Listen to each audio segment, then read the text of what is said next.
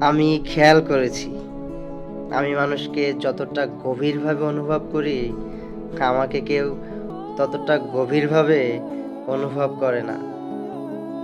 আমার কষ্ট, আমার অভিমান সবই যেন আমার একার।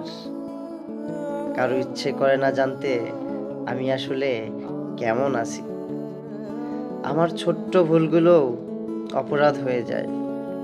কিন্তু অন্যের ভুল আমি সহজেই মেনে নেই।